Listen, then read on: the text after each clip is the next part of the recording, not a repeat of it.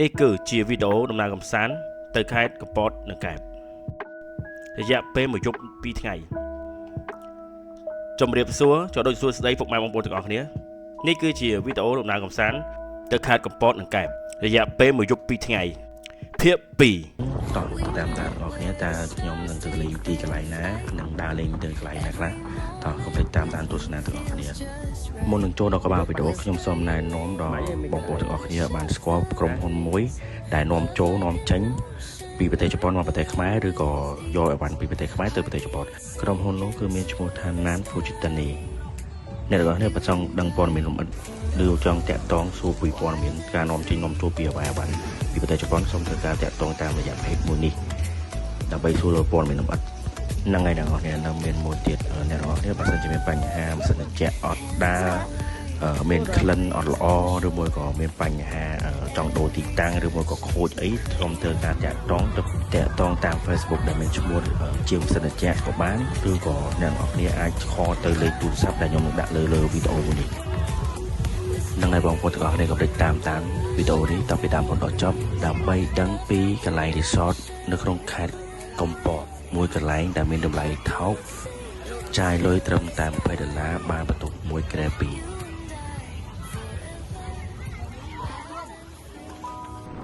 ជម្រាបសួរក៏ដូចជាសួស្តីពុកម៉ែបងប្អូនទាំងអស់គ្នាខ្ញុំបាទលីចារ៉ាស្មីជួបគ្នានៅវីដេអូភាគ2ដំណើរកម្សាន្តខេត្តកំពតនិងកែបនេះគឺជាសកម្មភាពបន្តពីភាពមួយដែលឆ្ពោះទៅទំនប់ទឹកនៅលើភ្នំបូកគោ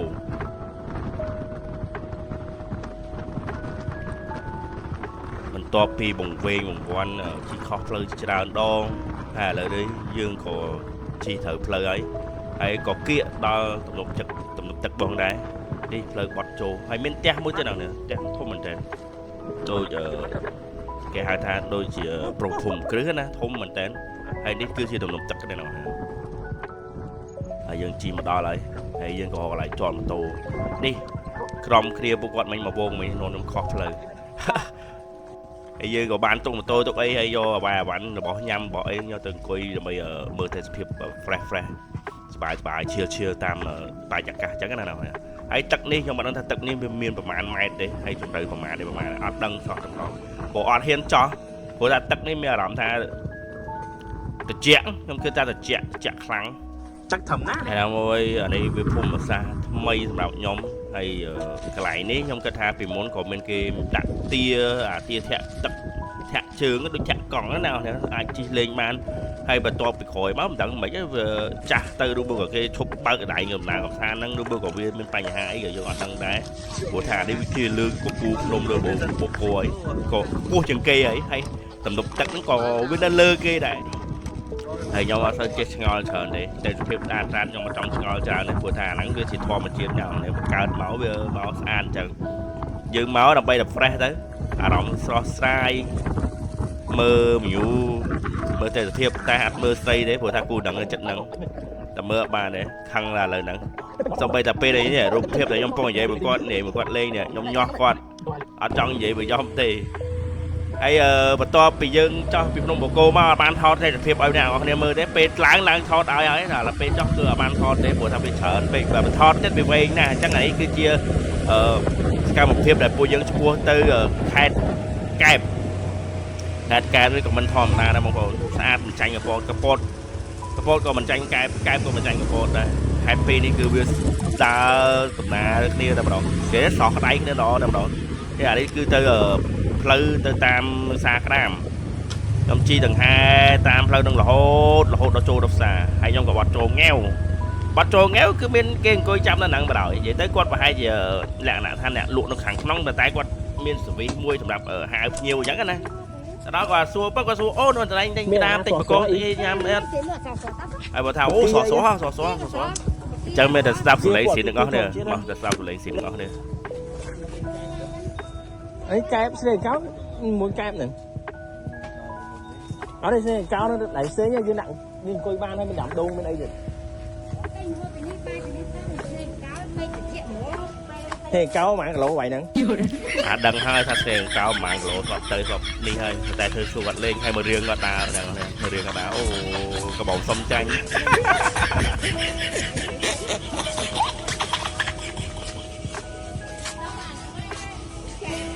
nhóm nâng mà nhóm tăng bị khmer nhóm mình thì mình đưa mình nè đã cho chặt đào xa rồi mà ta mò lực nấy trường nấy cứ buôn nè phải lên nhóm vậy đó đôi chia làm chia ba nhận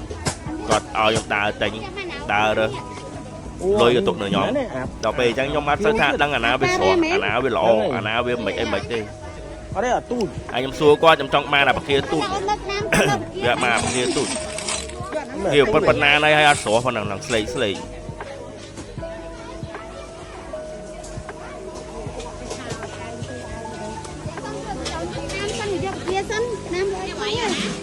đi vô kia sân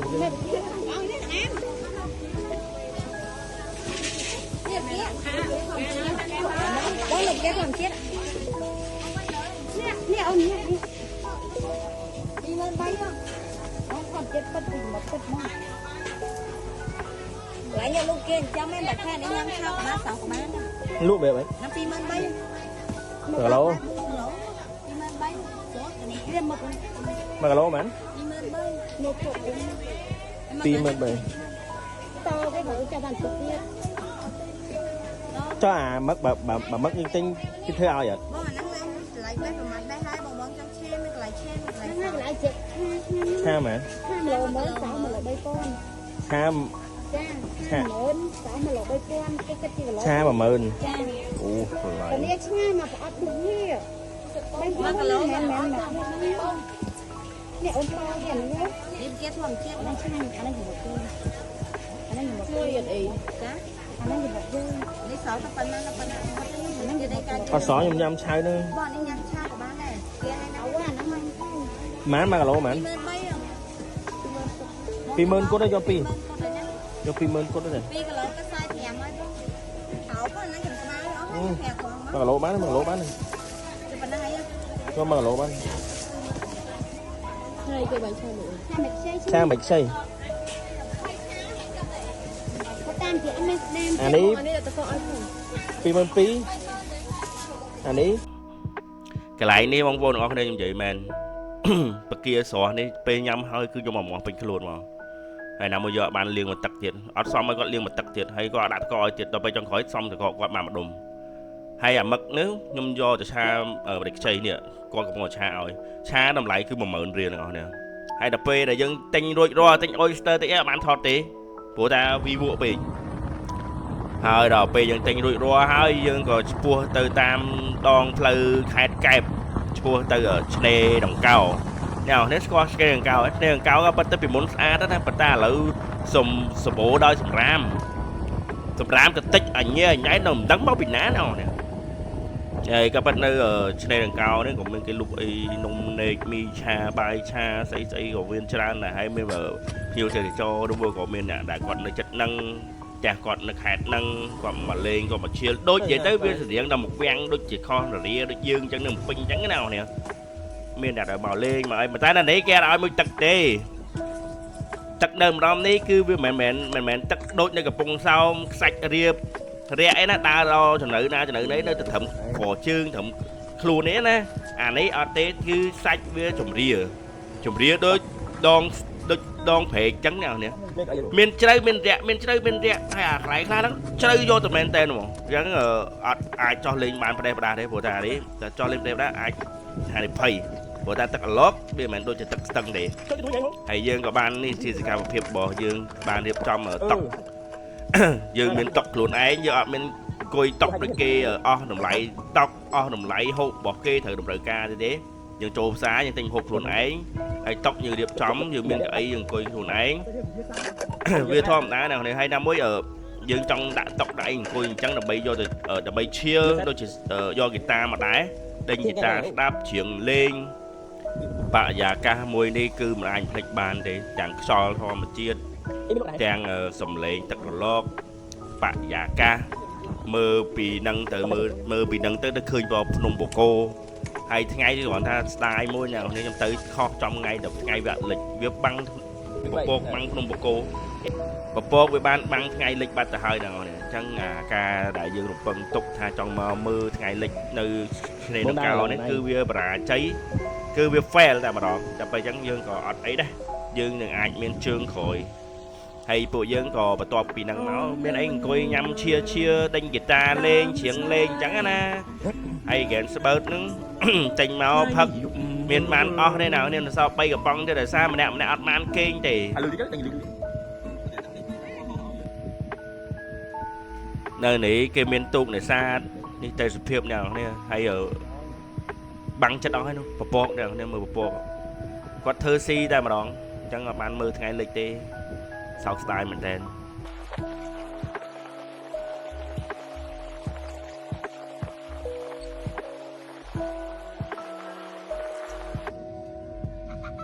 bắt to bị dân tranh bị ở trên đây đằng cao mà dân của bạn phô mà khăn resort người tận người ấy hay của bạn mà chia lại ở một page đòn tầng ấy đòn một page nơi tam chua lại xe của con bánh tắc xe của con bánh tắc xe hay cái mày xe sport ơi xe của con bánh tắc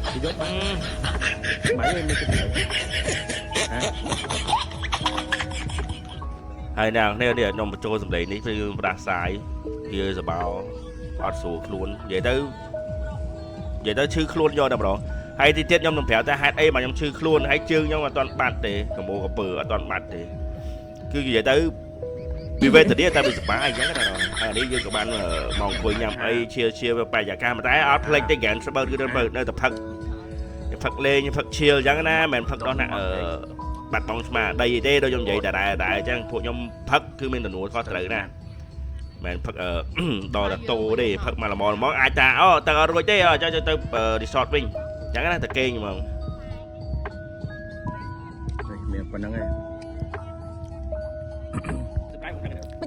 xong ra xa cô đặng nhom cô còn nán cô vui tại có tháng tại phim đi về xong là bài giả ca spray birthday của ai của ta ca birthday nhau nó còn mà nơi để còn là hay còn mà tình cái em thì họ nôm khơi tình kia sao mà tôi chỉ từ hay là chỉ số bùa dập dài rồi tôi bắt tình cái em ôi thuộc ai nằm đấy cứ chỗ đó có 3 ngày tivi ấy nào nè dương ban điệp trong mà vài ban hay dân thử do ấy hay nâng tóc ấy tới thử tới đại của ta dân ở trong chùa cả lại vậy đấy đấy kia sẽ cao phép cứ giống chi từ đó cả lại là hộp bài đại kia là bay này có bốn thế nào nè nhưng mà trong tranh mua thế hay còn ở trong vậy chờ đại bài nó cứ nhom vậy tới bà nhom vậy tới với ai nhận thà bong cổ chia thà nhom chia thành vậy cặp bắt tới lại bài nó là bảy kia đi nhiều men kia đi nhiều khăn nó khai cả bột với thò mà đá phải khai dân cách tha đi mà dụ tới kia bay hay là bỏ lại cái nhanh nhưng cả trong là xa chẳng á mà mẹ thằng bài hộp thế nó khai cả bột đó mà tay cô đặng nhóm tha lại nó nhanh kia đi dụ chơi lục bay á kia mà nữ lần chở đem tha mà nữ chở bà lại coi nè tháng từ chơi ở đấy xạ thân tư hay nhóm còn chờ thưa làm đã từ xa lại nâng từ ấy trăm p từ đó cao phép bối đấy cho trong vậy phèo màu nè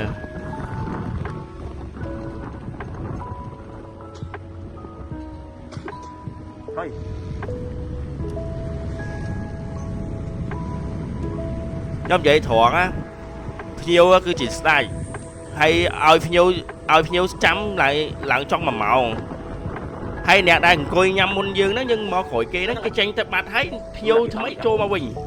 phiêu thằng mấy đất man hộp hay tranh tập bát tiền hay chứ toàn man hộp tiền hay cái đăng mà thế nào này cứ có do bỏng tia nhưng hộp lên sân này do bây giờ chúng ta chơi mấy do bỏng tia cho mọi hộp lấy trăm du với mình sao khăn mà thế sủng khăn nè mau có nói vì ban si muốn nè mau muốn tiền về kha trong pram ra đó nè lúa mua trồng lúa nó đôi trời lạnh còn nâng chẳng con là bảy con review tập tu men cái mơ cái màu nhâm chởn hay trong hiên vậy chẳng món ra cái lạnh cái con lụa nắng á biết chởn này tận não màu nhâm cái con tam ca review nắng ngày sơ miên nè nơi khai cái pot to mà nhâm tí nhưng chưa chăng mong hay nè tầm não để cho mà hộp p là mùi nhom nắng á còn con mẹ rắm cái nhom này có thao chơi mà chu mà hay nè rồi cá to tầng coi từ trăm từ cho một từ não mới nếu dễ tới đối từ bao gồm rõ chứ á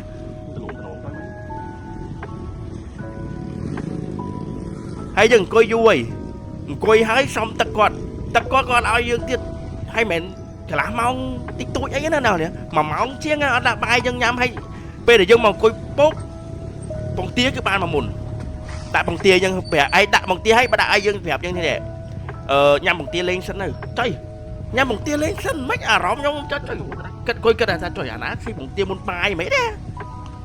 ខ្ញុំជឿជាក់ថាបងប្អូនទាំងអស់គ្នាប្រកាសជាធ្លាប់មើល review ឡើងបាយឡើងហ្នឹងហើយនេះផ្លូវចូលច្រកចូលអ្នកដែលធ្លាប់ទៅគឺដឹងតែម្ដងអញ្ចឹងខ្ញុំមិនបាច់ចាំនិយាយច្រើនទេអ្នកនរគ្នាទៅគឺដឹងហើយទៅម្ដងគឺស្គាល់បងហើយខ្ញុំនិយាយមែនឆ្ញាញ់ប៉ុណ្ណាក៏ដោយល្អប៉ុណ្ណាក៏ដោយបើសំដីអាក្រក់សំដីជាងអាចទេគ្មានអាណាមកស៊ីទេហើយខ្ញុំនិយាយមែនសូមចិត្តដើរចេញគិតលុយតែពងទាហើយពងទា 6000 ណាពងទាម៉ែអើយមួយចាន3គ្រាប់ 6000 ថាអត់អីទេឥឡូវគិតលុយខ្ញុំទៅហូបឡើងផ្សេង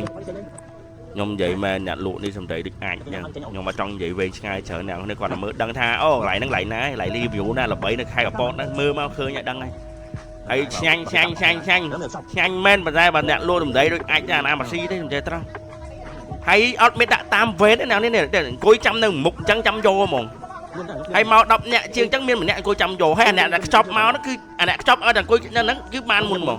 ហាងបាយនេះសុំដាក់ឈ្មោះថាហាងអាណាសបតៃគ្មានច្បាប់គ្មានទ្រព្យគ្មានការនិយាយស្ដីអប្រេព្រោះស្ដាប់សម្រាប់ភ្ញៀវទេគឺអាណាអង្គុយអាណាឈរចាំអាហ្នឹងបានមុនអាណាអង្គុយអត់មកឈរអត់មកទឿនគឺអត់បាននេះណោះនេះឃើញបងស្រីម្នាក់ពាក់អាវបកងនេះហ៎ខ្ញុំពីដំបូងខ្ញុំបានតែគាត់អ្នកលុបដែរតាមែនណាភ្ញៀវមកអង្គុយចាប់ជ្រូកខ្លួនឯងមកអង្គុយហាន់ដាក់បាយដួសបាយខ្លួនឯងនេះគាត់នេះគាត់ហើយបន្ទាប់មកពួកយើងក៏សម្រេចចិត្តមកហូបកន្លែងផ្សេងគិតលុយពីរឿងបងទានឹងហើយមកអង្គុយហូបកន្លែងហ្នឹងយើងបាននិយាយពីរឿងកន្លែងហាងហ្នឹងនិយាយចោះនិយាយឡើងអ៊ីលក់បានក៏និយាយប្រាប់ថាអូកន្លែងហ្នឹងអ្នកនៅខេត្តកពតអ្នកនៅរស់នៅខេត្តកពតមកអត់មានអាណាតាស៊ីកន្លែងហ្នឹងទេសំដីអាក្រក់ណាហើយពាក្យច្រើនអ្នកដំណើរគាត់និយាយថាអូពីមុនស្បជេភ្ញៀវជេទៀតថាអូម៉ែអូយដឹងតាអញ្ចឹងបានរឹកណាំងល្បីអត់មានស៊ីទេខ្ញុំអត់មានថោកទៀបទៅស៊ីរបស់អ្នកឯងទេមិនឯងចរិតបែបហ្នឹងហាងល្បីប៉ុណ្ណាក៏ដោយឆ្ងាញ់ប៉ុណ្ណាក៏ដោយខ្ញុំនិយាយត្រង់អត់ឲ្យតម្លៃភ្ញៀវហ្នឹងហើយតោះយើងកាត់ពីអាឡៃអាបាយអាណាថាបដៃហ្នឹងទៅយើងក៏កាត់ចូលដល់សកម្មភាពពួកយើងកំពុងតែឆ្ពោះទៅដងតេទៅលេងទឹកណាអ្នកនេះដងតេណាអ្នកធ្លាប់ស្គាល់មកទៅតែផ្លូវដងតេគឺវាទៅតាមផ្លូវទីសតនឹងដូចគ្នាទេតាមស្របប្រហែលជាជីប្រហែលជាខ្ទង់ប្រហែលជា20ចិត្តជាង20គីឡូមកមិនក៏ចង់មកដែរមែនអត់ច្រើនមែនគាត់និយាយថាអត់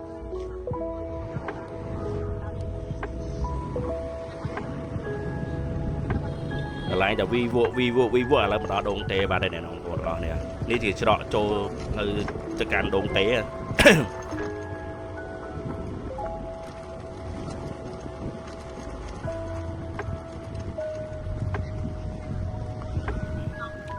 កន្លែងច្រកនេះគឺកន្លែងផ្ញើឡានតែខ្ញុំជីចូលខុសណាស់ព្រោះដងកន្លែងផ្ញើម៉ូតូនោះនៅខាងមុខប៉ុន្តែដល់ពេលគេបដូរកន្លែង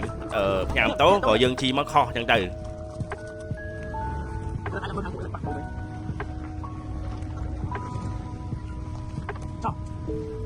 ហើយសម្បត្តិផ្ញើម៉ូតូគឺមានតម្លៃត្រឹមតែ2000រៀលទេ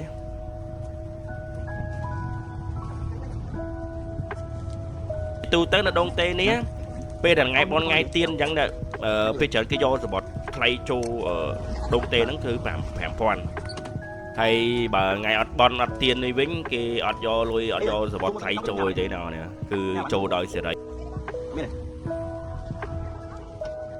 បាទអូកូនមកអីអត់បងណា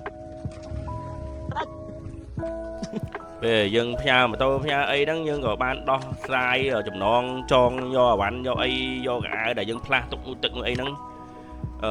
ទុកយកទៅចូលទៅក្នុងដើម្បីផ្លាស់ពេលដែលយើងងូតទឹកហើយអញ្ចឹងណាបងប្អូនឡើយជាងអានេះណាអាផ្ញើម៉ូតូហ្នឹងខ្ញុំឲ្យគូមើលមុន1000ទេអេឡើយអត់ហើយ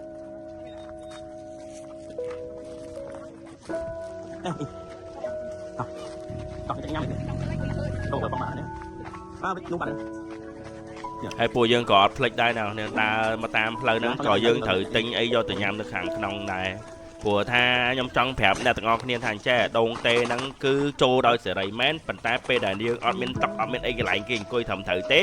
យើងចង់បានកន្លែងអង្គុយយើងត្រូវតែកំងមហូប3មុខមួយមុខគឺមកហូបមួយគឺ50000អញ្ចឹង3មុខវា5-100000ទើបគេ free កន្លែងអង្គុយឲ្យយើងអញ្ចឹងវាហានិភ័យមែនតើសម្រាប់អ្នកពួកគាត់អត់រៀងស្ទើរខាប់ការអីគាត់ចង់មកលេងអញ្ចឹងណាអញ្ចឹងបើយើងមានតុកទូយើងទិញតុកអីខ្លួនឯងទៅវាខាំភិញអញ្ចឹងយើងយកមកអត់អីទេដាក់អង្គុយមកនៅឆ្នេរសាច់គ្មានអាណាមកថាអីយើងទេណា ព្រោះទីកន្លែងនេះគឺគេធ្វើសម្រាប់ឲ្យភ្ញៀវទេសចរមកលេងហើយបងប្អូនយើងដែលគាត់ចង់មកលេងទឹកលេងអីទេវាលក្ខណៈថាបើកដោយសេរីអញ្ចឹងណាអត់មានគិតថាអូត្រូវតែអង្គុយកន្លែងគាត់យកអីចូលខ្លួនឯងដាក់អង្គុយខ្លួនឯងអត់បានទេអត់ទេគេបើគេឲ្យយើងអង្គុយតែសេរីដែរបងប្អូនទាំងអស់គ្នានៅហ្នឹងគេមានតាំងពីជួគេហៅម៉ូតូទឹកណាបងប្អូនម៉ូតូទឹកមានទូកកាយ៉ាហើយមានកន្លែងជិះលេងកំសាន្តហើយដល់ពេលស្មានេះដែលខ្ញុំបានមកភ្លាមហ្នឹងគឺទឹកវាញៀចហ្នឹងបងប្អូនវាញៀចដល់ពេលអញ្ចឹងទៅលេងអត់សូវបានច្រើនទេកន្លែងនោះកន្លែងដែលគេដាក់ជន់ធ្វើដូចស្ពានអញ្ចឹងណាកន្លែងហ្នឹងគឺជ្រៅខ្លាំងមែនតើអ្នកនេះទឹកញៀចប៉ុណ្ណឹងតែកន្លែងហ្នឹងគឺទឹកហ្នឹង3ម៉ែត្រហើយអត់ឲ្យទៅហួសពីហ្នឹងឯងទៅហួសពីហ្នឹងអត់បានទេណាក្មេងៗទៅលិចផ្លឹបឡូវហើយ3ម៉ែត្រពេលទឹកវាចូលមកវិញណាអត់ក្រោម7 8ម៉ែត្រជាង10ម៉ែត្រនិយាយទៅអាចជាង10ម៉ែត្រទៀតអ្នកគ្នាបើគាត់จะឃើញទៀតខ្ញុំលេងទឹកនៅហ្នឹងទៀតសកម្មភាពទៅមុខទៀតបើគាត់จะឃើញហើយទៀតខ្ញុំដើមលេងទឹកលេងអីណាអ្នកចោះទឹកចោះអីហើយវានៅក្តៅឡើយដល់មួយពេលហ្នឹងវានៅក្តៅបានយើងសម្រេចចិត្តអត់ទាន់លេងភ្លាមហ្នឹងយើងអង្គុយញ៉ាំអីមើលគេឈៀលហ្នឹងទៅនេះអ្នកគ្នាបានឃើញនេះពេលដែលទឹកវាញៀចកន្លែងហ្នឹងកន្លែងក្មេងលេងកន្លែងអិលហ្នឹងក៏គេឲ្យលេងដែរតែសារអីវារាក់តែលោតមកមានណាវាចូលទឹកត្រឹម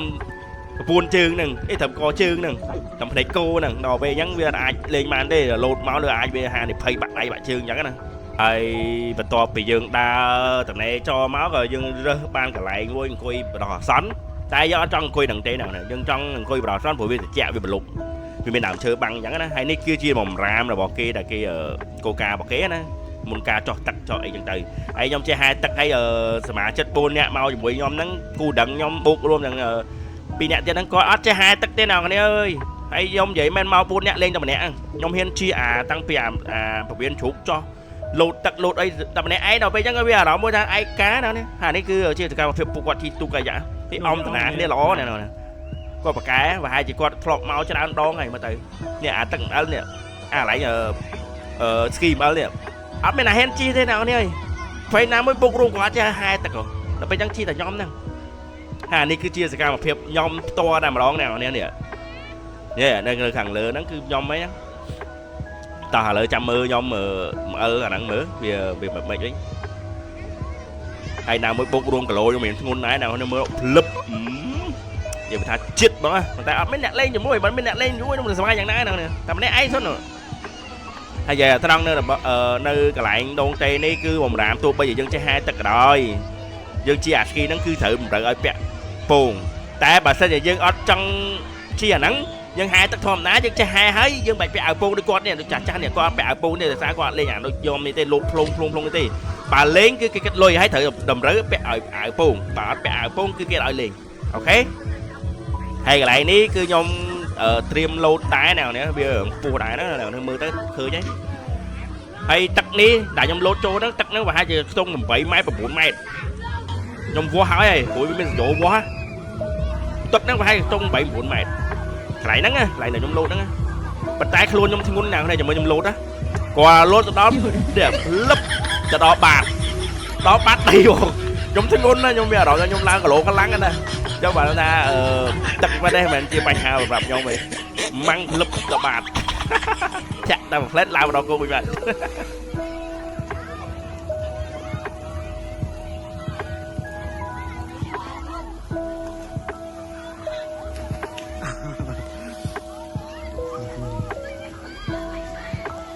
ខ្ញុំ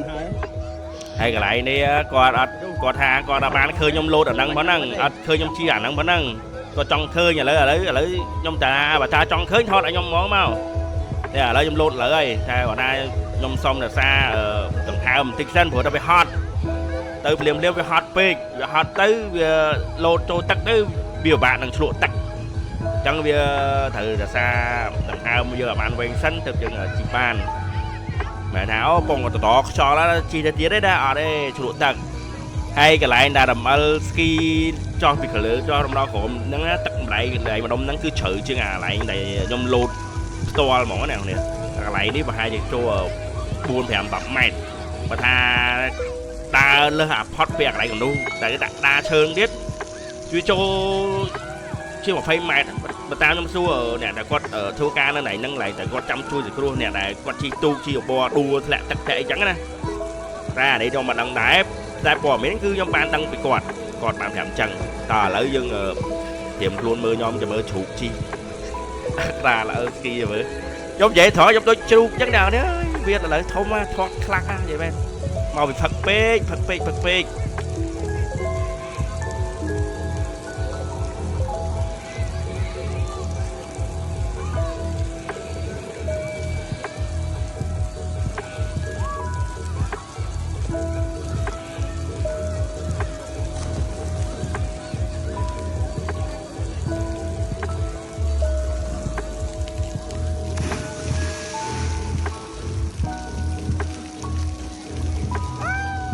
ហ្នឹងហើយបងប្អូនទាំងអស់គ្នាវីដេអូនេះក៏បានឈានមកដល់ទីបញ្ចប់ផងដែរ